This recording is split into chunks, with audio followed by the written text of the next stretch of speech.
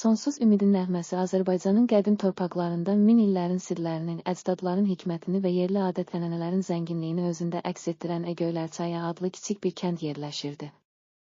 Bu kəndin dar daşlı küçələri, yosunla örtülmüş köhnə evləri və hər küncündə danışan qoca ağacları sanki keçmişlə gələcəyin, sevinclə kədərin bir araya gəldiyi mistik bir nağıl idi.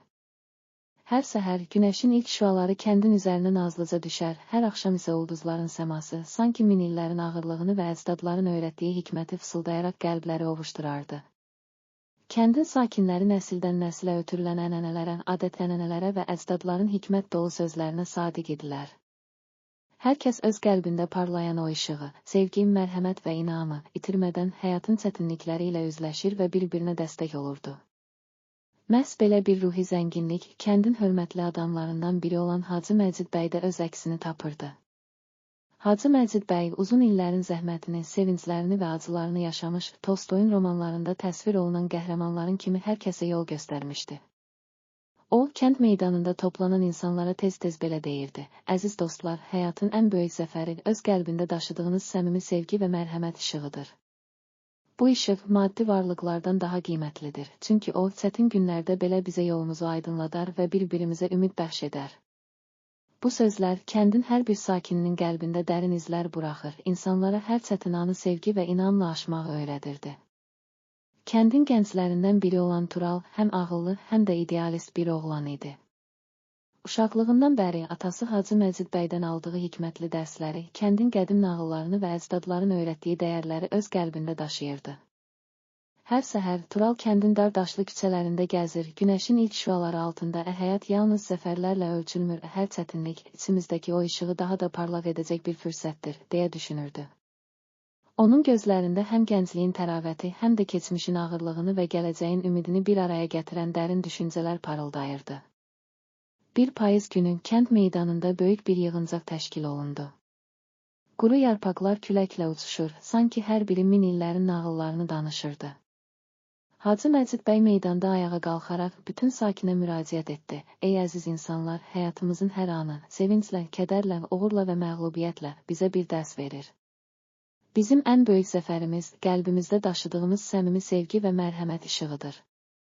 Əgər bu işığı itirməsək, ən çətin anlarda belə biz bir-birimizə dəstək olaraq gələcəyə inamla addımlaya bilərik." Bu sözlər kəndin hər küncündə yaşayan insanlara dərin təsir bağışladı.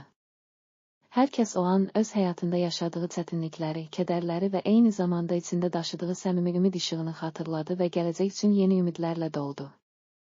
Bir neçə ay sonra kəndin həyatında böyük dəyişikliklər baş verdi. Yerli hakimiyyət tərəfindən kəndin infrastrukturunun modernləşdirilməsi, yeni məktəblərin və mədəniyyət mərkəzlərinin tikilməsi üçün layihələr elan olundu. Lakin bəziləri bu modernləşmədən narahat olur, köhnə ənənələrin və əcdadların öyrətdiyi dəyərlərin unudulmasından qorxurdular. Onlar deyirdilər: "Bizim üçün ən vacib olan qəlbimizdə daşıdığımız səmimi işıqdır. Əgər bu işığı itirməsək, ənənələrimizi qoruyub saxlaya və gələcəyimizi sevgi, mərhəmət və dürüstlük üzərində qura bilərik." Tural bu düşüncələrə tamamilə sadiq qaldı və kəndin hər küncündə yaşayan insanlarla görüşərək onların həyat hekayələrini, arzularını və ümidlərini dinlədi. Hər kəsin özünə məxsus hekayəsi var idi, yaşlıların keçmişin dəyərlərini, gənclərin isə gələcəyə dair ümid dolu baxışlarını əks etdirən. Tural bu hekayələri toplayaraq kəndin mədəni irsinin, ənənələrini və modern inkişafı bir araya gətirən birlikdə Yeni Üfüqlər adlı böyük bir layihə hazırladı. Layihə təqdimatının günü kənd meydanı adeta bir rəng cümbüşünə çevrildi. Hər kəs, yaşlılar, gənclər, kişilər və qadınlar, meydanda toplaşaraq Turalın təqdim etdiyi layihəni diqqətlə dinlədi. Tural səmimi və dərin sözlər söyləyərək belə dedi: "Hər birimizin içində parlayan o işıq yalnız maddi zənginlikdə deyil, həm də sevgi, mərhəmət və dürüstlükdə gizlidir. Əgər biz bir-birimizə dəstək olarıqsa, qəlbimizdəki bu əbədi işıq ən çətin anlarda belə bizə yolumuzu aydınladacaq. Biz birlikdə sevgi və mərhəmətlə yeni üfüqlərə doğru addımlayacağıq." Bu sözlər kəndin hər küncündə yaşayan insanların qəlbində dərin izlər buraxdı. Hər kəs Turalın danışdığı hər sözdə keçmişin dəyərlərinin, əcdadlarımızın hikmətini və gələcəyin ümidini özündə hiss etdi.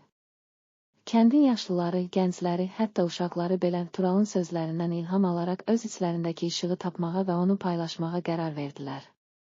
Yeni layihənin uğur qazanması ilə birlikdə Yeni Üfüqlər təşəbbüsü kəndin inkişafında böyük bir dönüş nöqtəsi oldu.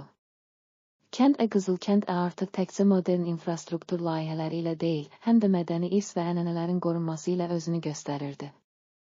İnsanlar hər gün öz qəlbindəki işığı taparaq bir-birinə dəstək oldu və sevgi, mərhəmət və inamın parıldadığı bir cəmiyyət yaratdılar. Zaman keçdikcə kənddə keçirilən mədəni tədbirlər, festivallar və ictimai söhbətlər atalarımızın öyrətdiyi ənənələri və gələcəyin ümid dolu perspektivlərini bir araya gətirərək hər kəsin qəlbində yeni ümid işığı yandırdı. Hər axşam ulduzların altında toplanan insanlar keçmişin hikmətinin, əcdadlarımızın nağıllarını və gələcəyin ümidini paylaşaraq birlik və sevgi ilə dolu bir gələcək üçün ümidlə danışırdılar. Bu nağıl, Tolstoyun geniş və dərindən təsvir etdiyi kimi yalnız bir insanın və ya bir layihənin hekayəsi deyildi, o, cəmiyyətin hər bir üzvünün öz qəlbində daşıdığı əbədi işığın, sevginin və ümidin hekayəsi idi. Hər kəs öz içindəki o səmimi işığı tapdıqca həyatın ən böyük sirrini, sevgi, mərhəmət, dürüstlük və inamı yaşamağa davam etdi. Kənd Qızılkənd artıq yalnız bir coğrafi məkan deyildi, o, insanların qəlbində yaşayan, əcdadların dəyərlərini və gələcəyin ümidini birləşdirən, səmimi və əbədi bir işığın təcəssümü idi. Beləliklə, Sonsuz Ümidin Nəğməsi adlı bu dastan, Azərbaycanın qədim torpaqlarının zəngin mədəni irsini, kəndin ənənələrini və cəmiyyətin birliyində gizlənən səmimi işığın, sevgi və inamın gücünü nəsildən nəsilə ötürərək, hər kəsin öz içində daşıdığı o əbədi işığı tapmağa və onu paylaşmağa davam edəcəyini bizə göstərdi. Hər kəs həyatın çətin anlarında belə öz qəlbindəki işığı taparaq, sevgi və mərhəmətlə gələcəyin ümid dolu səhərlərini qurmağa davam etdi. Bu hekayə Tolstoyun dərin və geniş təsvir etdiyi kimi insanın öz içindəki gücünə, cəmiyyətin birliyinə və əbədi ümidin səmimi işığının nə qədər böyük bir qüvvə olduğuna şahidlik etdi. Hər kəs Sonsuz Ümidin Nəğməsindən ilham alaraq öz qəlbində parlayan o işığı tapdıqca həyatın ən böyük sirrini, sevgi, mərhəmət və inamı yaşamağa davam etdi və bu gələcək nəsillərə də örnək oldu. Beləliklə, Sonsuz Ümidin Nəğməsi dastanın Azərbaycanın qədim torpaqlarının zəngin mədəni irsini, kəndin unudulmaz ənənələrini və insanların qəlbində parlayan o əbədi işığın, cəmiyyətin və həyatın ən böyük zəfəri olduğunu bizə xatırladır.